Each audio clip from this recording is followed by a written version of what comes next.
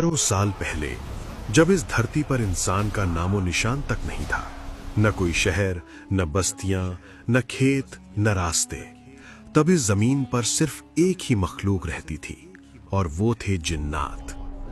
जिन्नात आग से पैदा किए गए थे। उनके अंदर ताकत थी, रफ्तार थी और ऐसी कुदरत थी जो इंसान के पास आज भी नहीं। वो पहाड़ों में रहते थे, जंगलों में बसते थे और वीरानों को अपना घर बनाते थे। लेकिन जिन्नात की दुनिया अमन की दुनिया नहीं थी।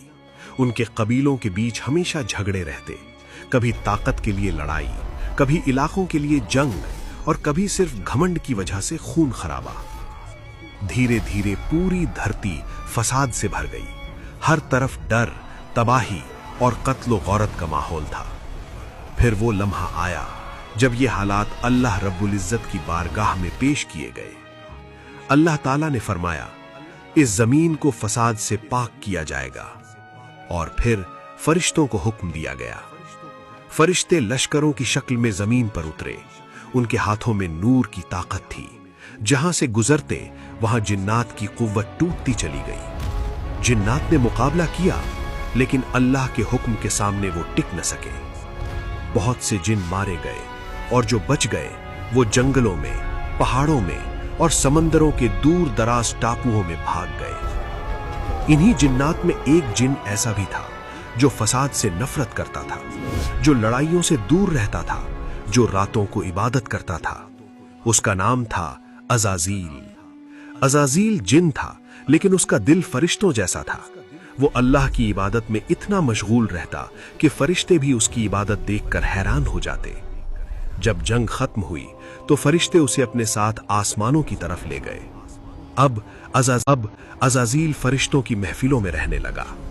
वक्त गुजरता गया, उसका इल्म बढ़ता गया, उसकी इबादत बढ़ती गई और उसका मकाम भी ऊंचा होता चला गया। मगर इसी मकाम के साथ उसके दिल में एक खामोश बीमारी पैदा होने लगी, घमंड। वो सोचने लगा, मैं जिन होकर भी फरिश्तों के बराबर पहुंच गया हूं। मेरी इबादत सबसे ज्यादा है, मैं सबसे अफजल हूं। और उसके दिल में एक ख्वाहिश ने जगह बना ली, काश जमीन की हुकूमत मुझे मिल जाए।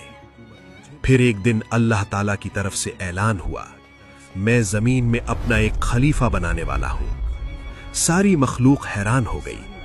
फरिश्तों ने अर्ज किया, क्या वहां ऐसे को भेजेगा जो फसाद करेगा और खून बहाएगा? अल्लाह ताला ने फरमाया, मैं वो जानता हूं जो तुम नहीं जानते। अज़ाज़ील बहुत खुश हुआ। उसने समझा अब तो ये जिम्मेदारी मुझे ही मिलेगी। लेकिन फिर एक हैरान कर देने वाला फैसला हुआ। अल्लाह ताला ने मिट्टी से एक नई मखलूक बनाई, इंसान। उसका नाम रखा गया आदम। फिर अल्लाह ने उन्हें इल्म सिखाया, ऐसा इल्म जो न फरिश्तों को दिया गया न जिन्नात को। जब इम्तिहान हुआ तो फरिश्ते जवाब न दे सके और आदम अलैहिस्सलाम ने सारे जवाब दे दिए। अब सब पर साफ हो गया कि इंसान को खास मकाम दिया गया है। फिर हुक्म हुआ, आदम को सजदा करो। फरिश्ते सजदे में गिर गए, लेकिन अज़ाज़ील खड़ा रहा। उसने कहा, मैं इससे बेहतर हूं।